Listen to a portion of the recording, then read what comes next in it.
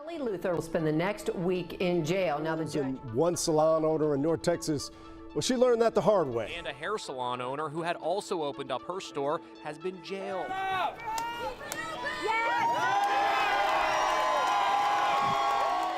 Luther tore up the citation to the cheer of the crowd. But in Dallas, salon owner Shelley Luther faced 7 days in jail for... So your client is in jail right now?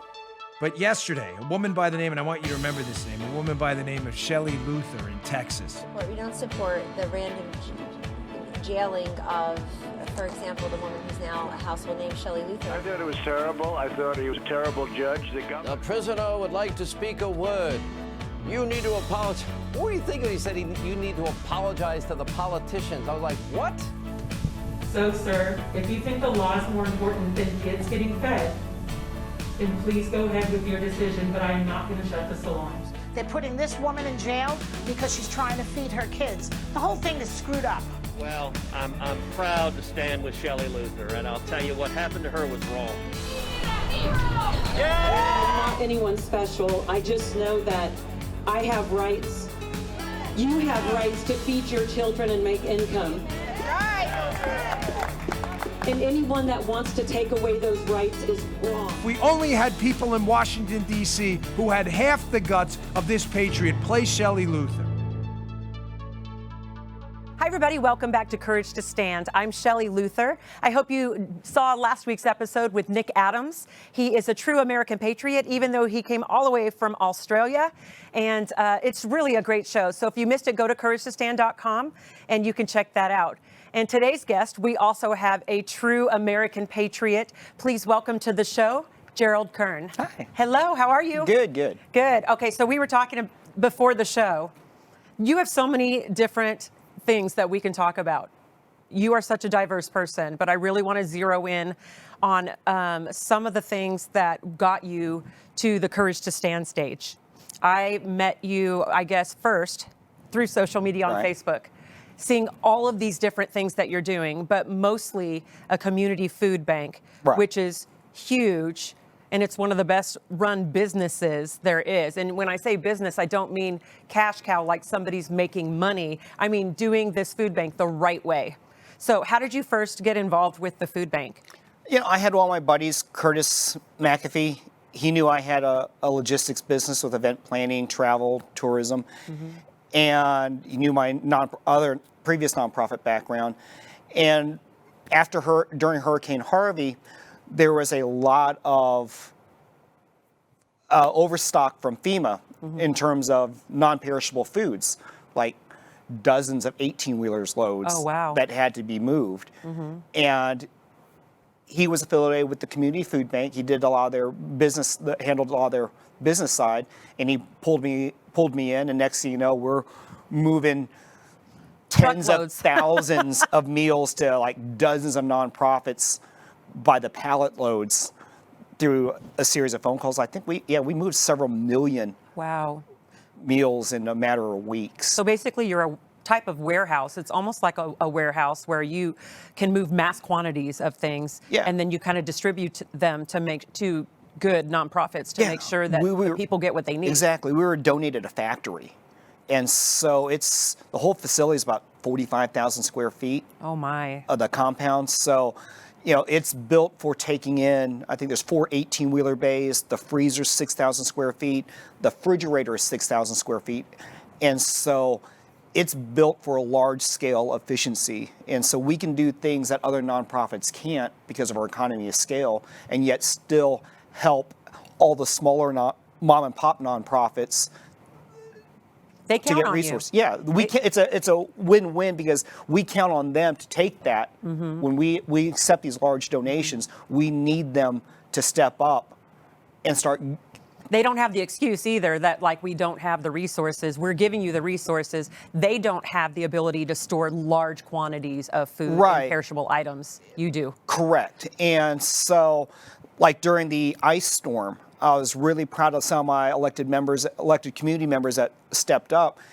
Technically, we're close to the public, but if they were an elected official or someone in office, we could get the police out there. We can get like Haltom City. They sent their police department out there, their firefighters out there, and we're loading up pallets of water, pallets of food to various places that were shut down because of piping and whatnot. So, and it's not just about giving out food. It's, you know, when you involve the police or elected officials, you are getting people to meet that normally wouldn't meet, that are talking, everybody on the same level, everybody communicating, and it puts it not on such a tense level as far as what's going on in the world today. Yeah, I'll give you an example. One police department, I probably can't name, you know, during the protests, they were like 3-4 weeks of continuous SWAT duty, and they were just getting slammed. They're on rooftops and everything else.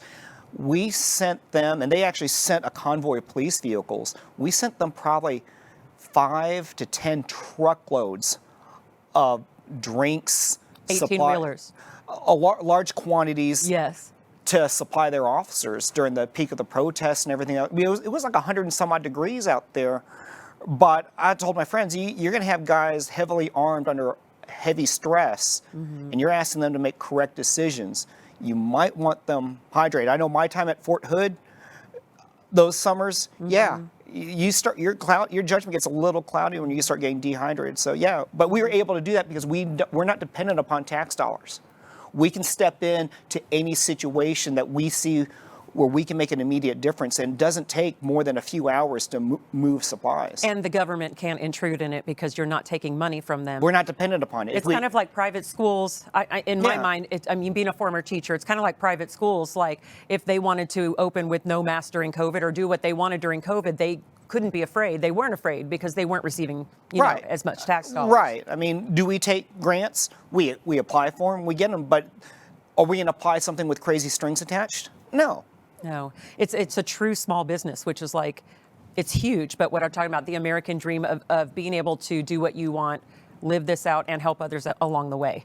I think we use a lot of Six Sigma principles, and so when you're using best practices, and you have a board, and you have donors and advisors, and the team that's inside that warehouse that works 40 hours a week, you know, you've got some of the best people. You don't need a bloated staff when you've got the best people doing things, and that's what they got. That's what I wanted to ask you about the board or the CEO. It's a husband and wife team that kind of run it. Right. And what's great about this is a collection of people from every race, every religion, all parts of the world, all different types of financial situations out there. It doesn't matter. It doesn't matter where you come from. You come here, if you have the want to help people, you're welcome. Yeah.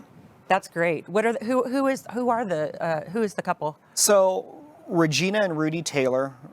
Regina wears the pants in the family, and Rudy will tell you that. All right, Regina, good job. But you know, she's the CEO, but she's very proud that she answers to the board of directors. So she doesn't do anything that's not in line with the board's wishes. Her husband's a chief operating officer. She comes from a background with Anheuser-Busch in their marketing side. The husband comes from Delta on their logistics side and he does the operations side. So there's so many trucks coming in at one time. He's like an air traffic controller, but for semi trucks. Correct. And I mean, as soon as one leaves, one's he has because of him, and we have supervisors inside. There's always a constant communication of what's coming in, what do we have in inventory, what's the expiration date, what needs to be moved. So we are never stuck with too much overstock of any one item that can't be That's moved. Crazy.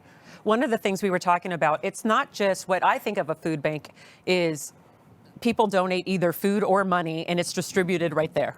You know, like the small mom and pops. This is not like that. You will have a need. And we said like there was a fire. Tell me about that. So one of the things we do with a lot of businesses is we ask for their unused assets that haven't been sold. And you're talking about big box companies. Right. You're talking Granger, Pottery Barn, Kohler, Home Depot, Costco, and they're not moving just one or two items. They're donating by the 18-wheeler because maybe they're changing up from spring to summer or whatever. They just have something to sell. Yeah, we all wonder, where does that stuff go? Right. When they switch it over to a different season, right. Where does that go? I'm glad it's getting put to use. And then we have donors that will come in and make bids on that overstock. And so maybe that company might be cash tight, but they've got plenty of overstock. We're able to turn that overstock into something that's going to keep the lights on, keep the forklifts going. And it's a tax write-off for them because they're donating. That is so amazing. And so with the Hood County Volunteer Fire Department, for whatever reason, they don't supply them with water, I guess, because they fight the brush fires. And so the guys made a phone call to me. So we had a deal with the Gaylord, and we hooked them up with some stuff that they could use for their employee appreciation Christmas gifts. They sent us pallets of water that were already paid for by other conventions that it's their overstock. It's like, hey, let's hook you up with this. They're sending us pallets of water, and then we're sending those pallets. The logistics are crazy. I would not want to be but you're part of that. But what it is, it's a barter system, and it's not a lot of money per se exchanging hands. It's a need exchanging. Right, and you're just able to identify those needs in the community. Where can you fit? How do you identify the need? Because there's a lot of people that say they need stuff, but do people contact the food bank? A lot of times it's word of mouth. People, seem to always. God works wonders, so I don't even worry about it. If it's meant to be, if something God wants us to have, God's going to make it happen. If it's not, then He'll bless it to someone else. So I don't really worry about that. It always seems to work out. Well, it's not amazing. It's just favor. You're doing right. And what I mean by that, the food bank is doing what they're supposed to be doing, and God lets you know. Yeah, he's actually, you could almost say, he's a business partner in this whole endeavor, and he does his side, and we do ours. So you have former NFL players, celebrities, all different types of people that come from all different backgrounds that work in the food bank. And it's like a warehouse, so it's not just always like handing out food. What types of stuff do they do? Who's coming in there to help? Who have you seen that has just really made a difference there? I think one of the most remarkable ones, I had the opportunity to work with Drew Pearson on his show, and that reconnected me with Rayfield Wright, who's in the NFL Hall of Fame, and he's in 7 Hall of Fames. And we helped him out with one of his golf tournaments, and then he and his wife, Di, saw what we do inside, and they just fell in love with the place, and they've never left. How long ago was that? 2018, 2019. Now they're actually, both of them are fully voting board members. Wow. And you want those people involved in the board, the ones that actually are hands-on and are seeing the people coming in. Yeah, because a lot of celebrities want to come, but they're to get their picture taken for a photo op. That happened to me after I got out of jail, Jared. Everybody wanted a picture with me, and I'm like, you didn't even know who I was 3 months ago. I want people doing things for the right reasons, and continuing to come back, as you told me before. So you told me that he even opened during COVID.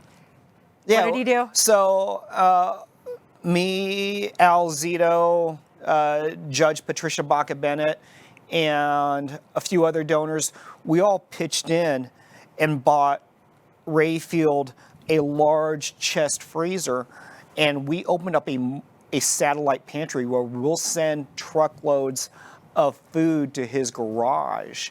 And wait, his own personal garage in his house? Right. There in Willow Park, and his garage is turned into a satellite pantry for the senior citizens in that area. Oh, wow. And so folks... Okay, wait, they were going to this man's house.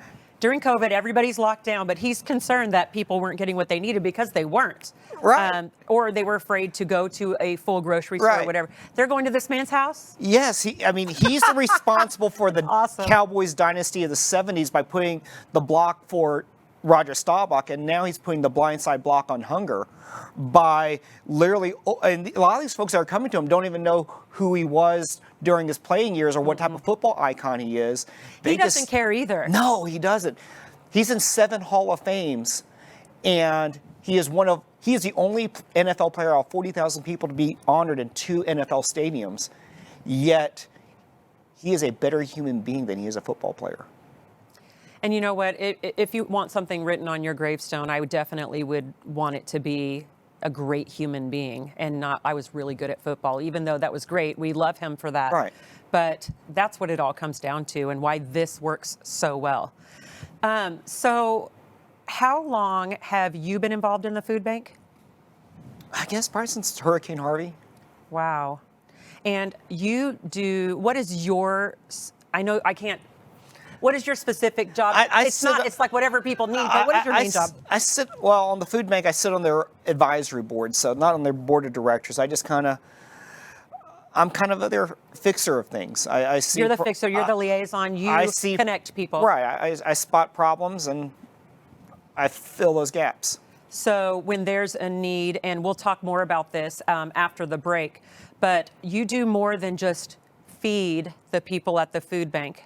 And it's more of a dignity thing and trying to give people their life back more than feeding them. Yes, I mean, we do occupational training. We have forklifts, so several times a year we offer free forklift training for folks who can use it. Because sometimes you're just taking them from maybe the lower socioeconomic class. Can you get them up to a middle class or lower middle class where they can get that little bit of air pocket? Where and it is a dignity thing because, you know, once you hit rock bottom, it's really hard without help to get back up. And that's why I like the food bank, because we don't have restrictions on who we can donate to. So even with my kids' school, we still help a lot of families. Sometimes you're a couple medical bills, car, you know, something happens where you don't qualify for federal. COVID. I mean, it puts so many people out of work. And we'll talk more about this after the break because I want to show you guys exactly what Gerald is doing. He's also a photographer. I want to show you a photo that he's done and some other amazing things. We'll be right back. The following are sponsors for today's show. If you'd like to become a sponsor, please visit us at couragetostand.com. Amy Autry offers customized health insurance options. She's licensed and appointed with multiple health insurance and health share companies so she can review all your health insurance needs, advise, enroll, and support you ongoing with your policy. Amy has over 6 years of experience as a health insurance broker to save you time and money in shopping and enrolling in a customized health plan that fits your needs and budget. Her services are free, so give her a call at 817-809-4409. That's Amy Autry at 817-809-4409. Looking to buy or sell real estate in North Texas? The Neal team with Better Homes and Gardens Winans specialize in residential and farm and ranch properties. Call our friends Donnie and Darla at 903-744-5475 or email neal@winansbhg.com. Just one call, and as Donnie says, the pretty blonde and the ugly cowboy can put the power of two to work for you. Your journey starts here. Again, Donnie and Darla Neal at 903-744-5475. Jara Hutchins owns Clearing the Chamber, a female-owned firearms and self-defense training company that specializes in teaching women, youth, and families how to stay safe. We have a class for everything, including intro to handgun, time management for the gun owner, how to talk to your kids about firearms, license to carry, and how to protect what you're expecting, a class for new and expecting mothers. We have all 5-star reviews on Facebook and respond quickly to your questions. Give us a call at 469-665-9333 or email clearingthechamber@gmail.com and schedule your free consultation. Again, that consultation is free. Just give us a call at 469-665-9333. Hi, welcome back to Courage to Stand. I'm here with Gerald Kern, the humanitarian of, I guess, Fort Worth is where the food bank is. What is the full name of the food bank? It's the Community Food Bank of Fort Worth, located at 3000 Galvez, right near Riverside and 30. Because there's a lot of smaller food banks. Correct. But this one is on 3000 Galvez, okay. Right near Riverside and 30. Okay. I-30. And if people want to get involved, how do they do that?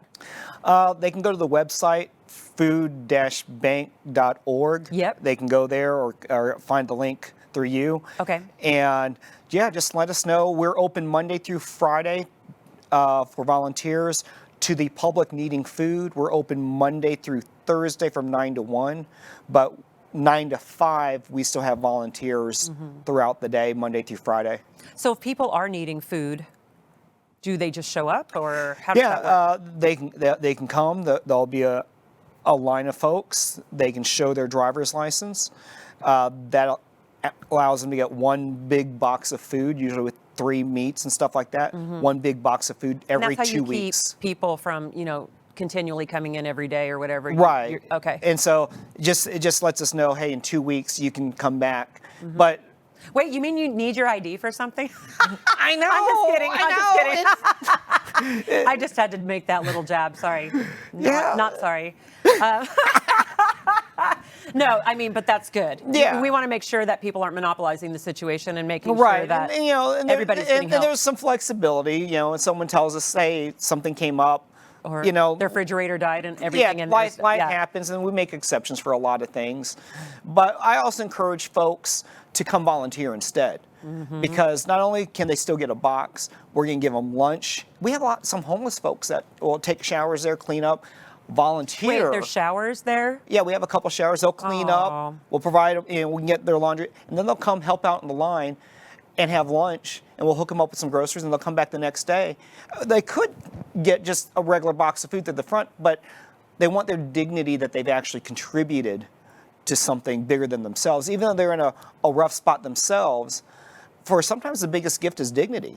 Sometimes the gift of dignity is worth more than the food. I think it is, actually. And you could be in your lowest situation possible, and this gives you the opportunity to still help others. Yeah, during the peak of COVID, I had people with no legs, handicapped senior citizens, and we would just put them in a corner away from everyone where they can, scan, do barcodes or something. But a lot of them, they didn't want the free food without doing something. And even if we had this one guy who would just put a thing of food on his wheelchair and walk it out to people, and then come back. But he wanted the dignity of doing something bigger than himself. I'm so excited about going there and visiting, so we need to hook that up soon. But that just makes my heart smile. And the other thing, that there's people that are homeless that are not getting a government paycheck, that are giving their time and energy at a food bank. Yes. Those are the people that we need to help. It's not a handout to them. They don't want the handout. No, and we feed them lunch 5 days a week for the volunteers. For some of those folks, that's the only hot meal they get all week long.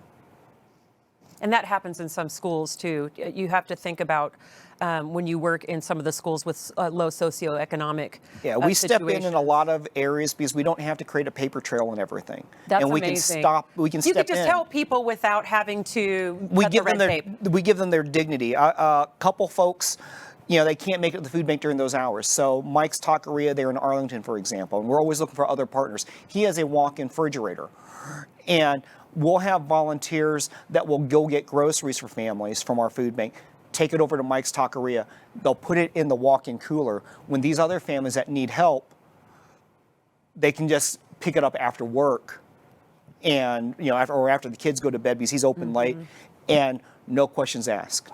That's amazing. And for Mike's Taqueria, thank you for doing that, because we need to all work together to make something like this happen, especially in this big of scheme. It's a lot. You are a photographer by trade? It's one of my jack of all trades. Yeah.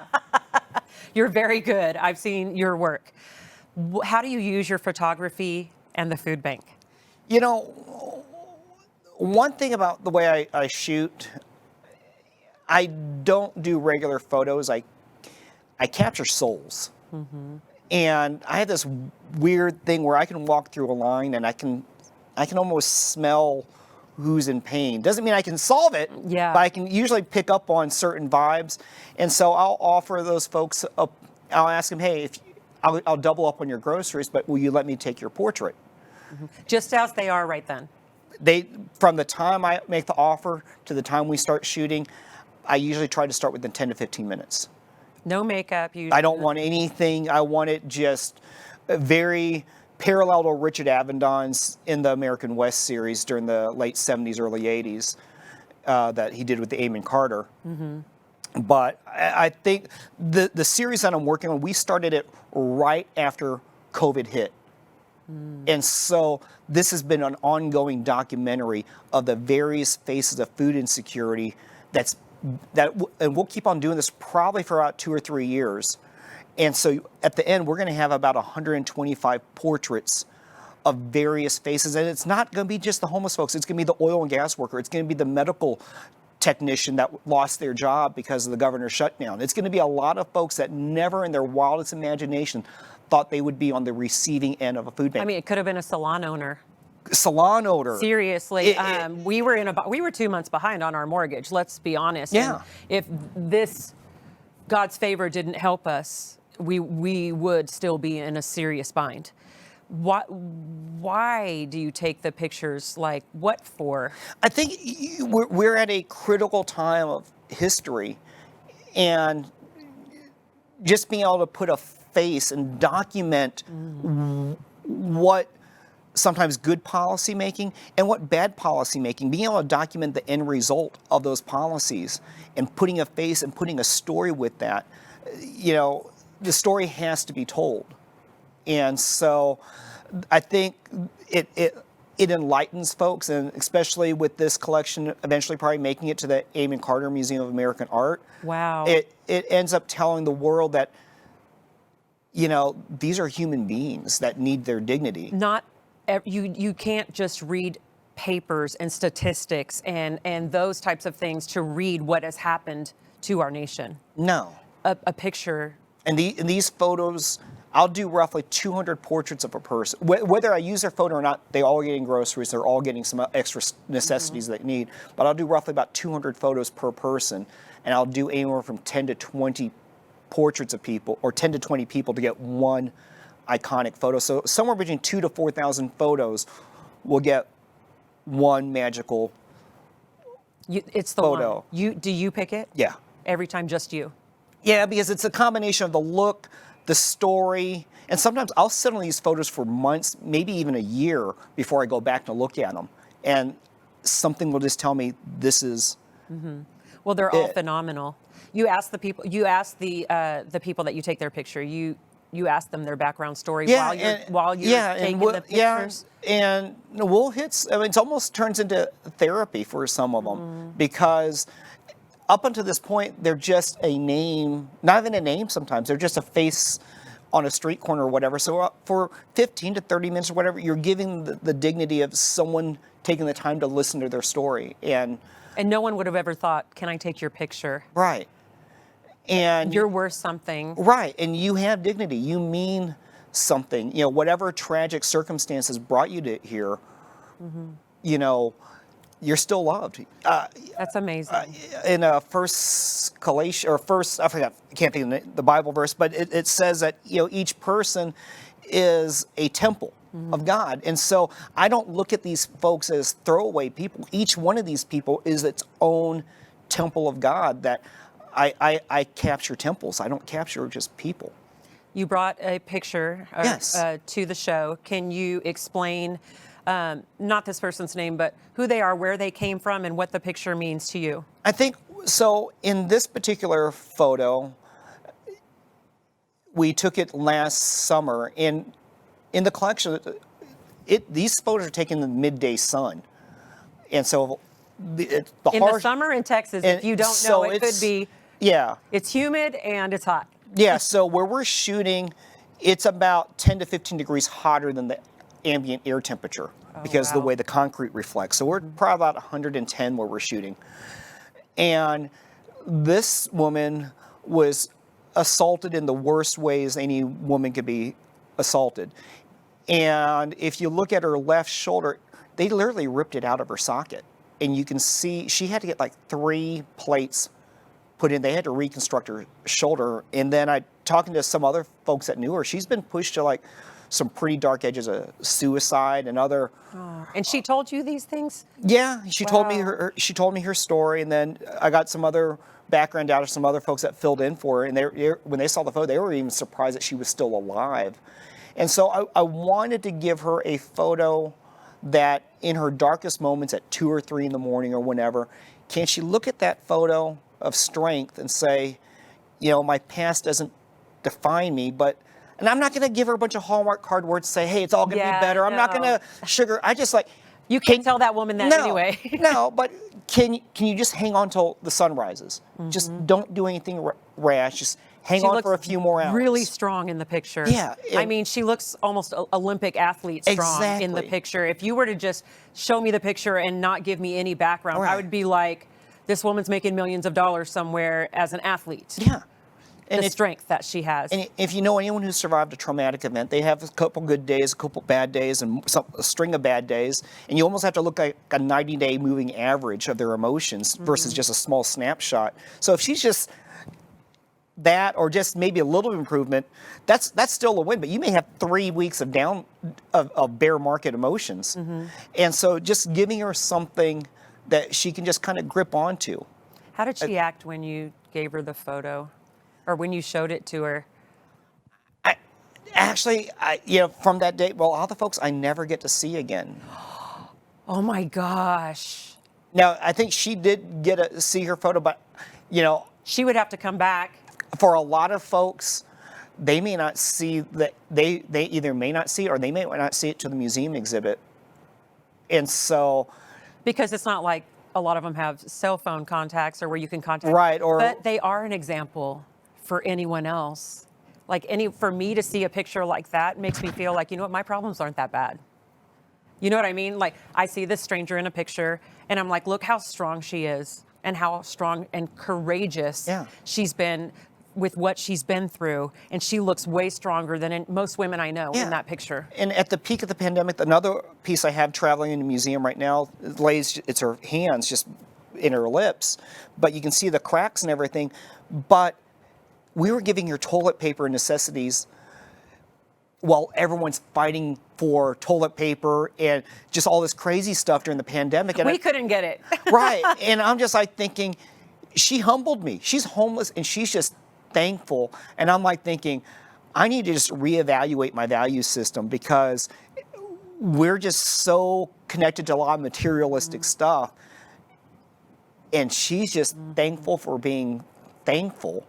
I love under it. the worst conditions. I would suggest to anyone, and Tim and I have been fortunate enough to do a lot of this this past year, just getting involved. If you're ever feeling down, or if you feel like you have a black cloud over you, do something like going to the food bank or helping someone else. You'll realize you're okay. Yeah, you will get through it. If these people can get through it, you can get through it. We have a lot of people that volunteer that have addiction issues, dealing with grief and other issues. And it's almost, for them, it's therapeutic that they come. I have one gentleman who lost his wife not too long ago and then lost his son. And, being home alone with a bottle at home, pull the trigger. You get out, you need to get out. You cannot be at home with your demons. Yeah. And for the community food bank, it gives just as much as you give. Wow. Thank you so much for everything that you're doing. You can follow Gerald on social media. I know you have a Facebook page. Do you have what other social media do you have? Instagram. All of those. And you have to look at these pictures. There's more than what we just showed today. The community food bank, man, everybody involved in that, everybody that has contributed to that, thank you for what you're doing. Tim and I are definitely going to make a stop there. And I just want to reiterate what we just talked about. If you are feeling down, the best thing to do is go help others. It's the best antidepressant. It is. And making other people feel good will make you feel good. And if you are in need of help, please go to the community food bank. They'd be more than willing to help you out and get you back on your feet, at least with the essentials, and give you some dignity. Thank you so much for watching Courage to Stand today. This has been a great episode, really heartfelt. I hope that more of you get involved, more of you take the courage, and if anything happens to you in your life where you feel like you can help others, this is the perfect way to do it. Thank you so much, Gerald. Thank you so much for watching. Don't forget to share our show with everybody. It's the only way we get the word around. You can go to food-bank.org if you would like to donate, or if you just want to be involved in this amazing organization. Thanks so much for watching.